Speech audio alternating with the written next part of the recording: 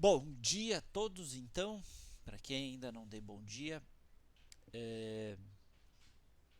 a ideia hoje é nós continuarmos com a análise de montagem. Daí então vamos fazer uma análise ali com o redutor de velocidade. Então a gente omite as peças que a gente não quer teoricamente uh, buscar resultados, né? Ou seja, foca naquelas que a gente quer uh, fazer a análise em si, né? No caso aqui, a gente quer fazer uma análise de torque na no par de engrenagens. Então, a gente vai colocar conector de rolamento, contato de componente e no outro estudo de caso a gente vai falar sobre elemento de viga, que ele tem uma particularidade para análise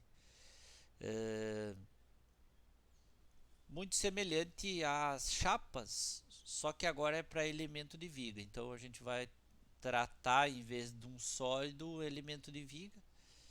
E daí tem algumas plotagens ali que são pertinentes só para esse caso aí, né? Que é o elemento de viga.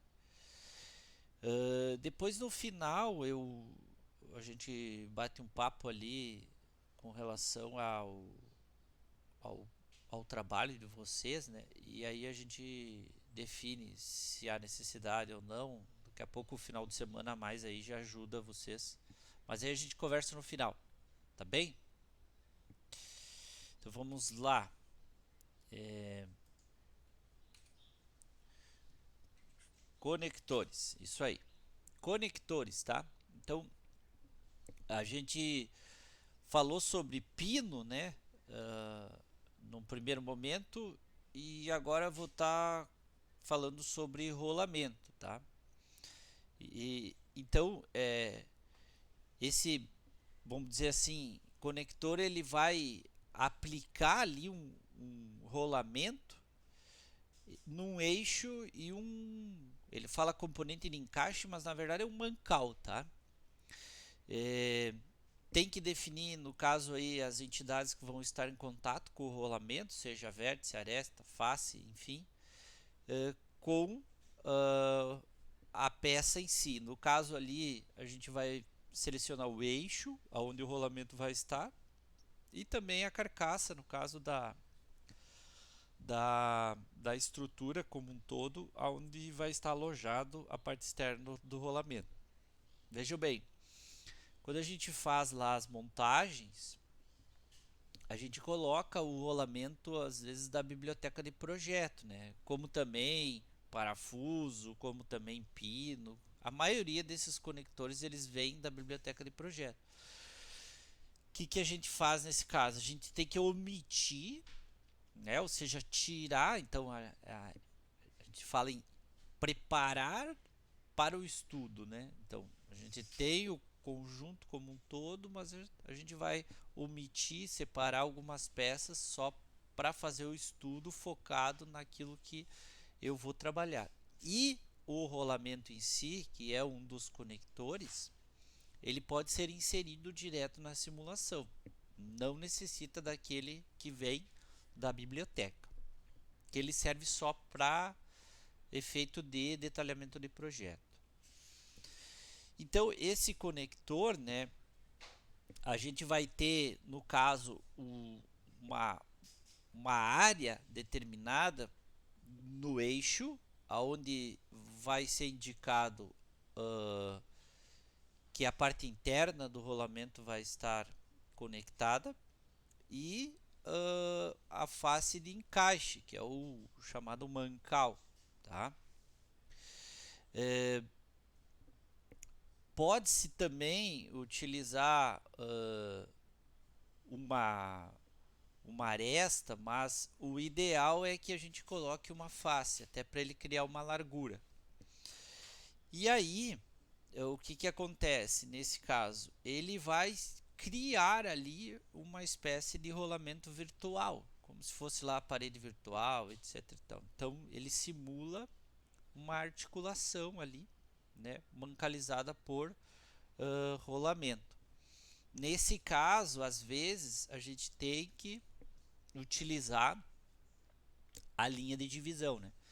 Então, a linha de divisão, ela é, vamos dizer assim, uma companheira de todos os processos de simulação, na maioria das vezes. Vocês devem estar vendo isso agora no projeto lá da Roldana, que vocês dividem as faces para colocar o carregamento só em determinada área. Bom, o conector lá em si, nós temos que escolher o tipo de rolamento, né, o tipo, na verdade, do conector, que vai ser rolamento, né, não o tipo, né, em si, ele não tem particularidade por qual rolamento, tá? Vai fazer a seleção, então, da área do eixo e da área do mancal, são duas caixas de seleção, tá? Aqui, se ele permite o autodesalinhamento, que seria como se fosse aqueles rolamentos autocompensadores, tá? Também pode-se deixar o elemento rígido ou flexível, né? E se caso for flexível, tem que determinar os valores de rigidez radial e axial. Então, o rígido ele já deixa tanto axialmente como radialmente fixo, tá? E se for flexível, daí tem que determinar os dois valores de rigidez. Que mais? Se marcar aqui estabilizar a rotação, ele vai evitar a instabilidade, né, causada pelo que? Pela torção que isso gera, no caso, às vezes, as singularidades. Bom, no estudo de caso, vou passar aqui, daí depois a gente volta, faz na prática. Vai pegar o estudo de caso, então, 13. Nós vamos ter várias peças lá nesse estudo de caso. Creio que já está definido os materiais lá para vocês, tá? A carcaça, ferro fundido, chaveta, M20, etc e tal, enfim. Pode, se caso não estiver definido, aquele esquema de definir material para cada peça, né, ou aplicar no conjunto como um todo. Como são materiais diferentes, tem que fazer para cada peça. Contato de componente, desculpa, padrão, então, no caso lá, a gente vai deixar como o global como unido, né? Então, conferir lá, ou se não editar, enfim, né? Vai deixar o contato global unido. E aí a gente vai criar alguns contatos sem penetração. Então, pegamos a carcaça, os eixos, chaveta, tá? Então vai colocar um sem penetração, daí de componente, entre as duas engrenagens, que no caso aqui é a coroa e o eixo, que ele é rígido com a engrenagem já, né? Vai criar um contato sem penetração também entre a chaveta e a coroa, tá? Já está posicionada ali, mas vai criar sem penetração, porque a gente vai trabalhar o torque, então no caso aí ele vai transferir a, a força, né?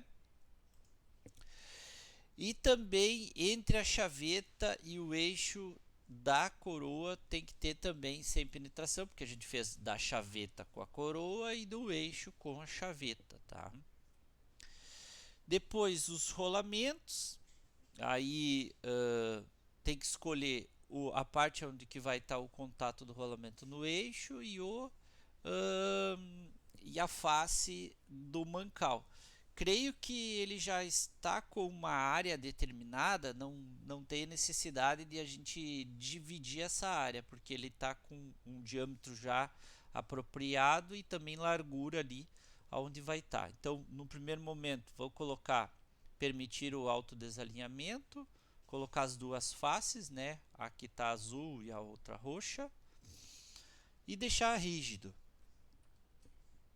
Então tem que fazer isso para todos os locais onde que nós temos rolamento. Tem que ser um por um, porque ele vai criando esse conector individualmente, né?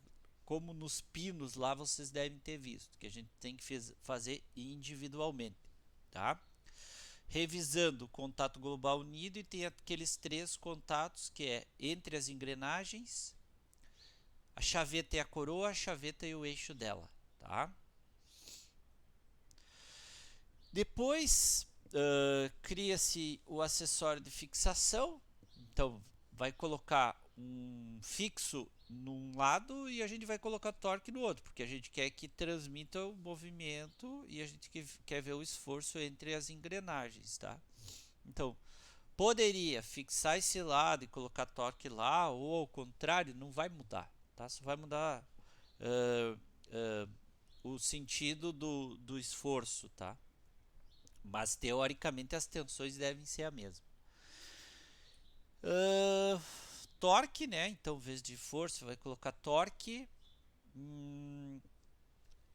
Tem que escolher, né? A gente já viu que torque tem que escolher. Ou tem que escolher 2 coisas. Uma é a questão de aonde vai estar aplicado e em relação a quem, para definir a rotação. Então foi colocado uma carga aí de 50 Nm, torque de 50 Nm. Malha baseada em curvatura, porque a gente tem a carcaça aí com uma geometria bem complexa e tal. Teoricamente o elemento bem grande para facilitar e não demorar tanto o estudo, tá? Na verdade foi até refinado ao máximo e mesmo assim ficou com 20. E aí executa o estudo. E aí nós temos os resultados.